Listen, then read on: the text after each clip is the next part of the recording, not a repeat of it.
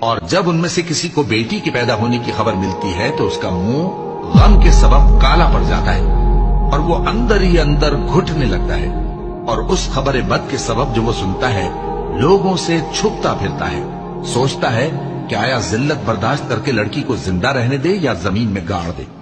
دیکھو یہ جو تجویز کرتے ہیں بہت بری ہے۔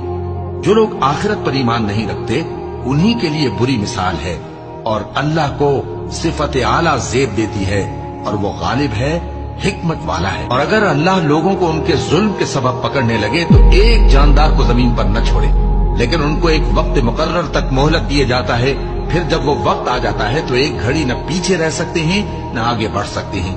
اور یہ اللہ کے لیے ایسی چیزیں تجویز کرتے ہیں جن کو خود ناپسند کرتے ہیں، اور زبان سے جھوٹ بکے جاتے ہیں کہ ان کو قیامت کے دن بھلائی یعنی نجات ہوگی۔ کچھ شک نہیں کہ ان کے لیے دوزخ کی آگ تیار ہے۔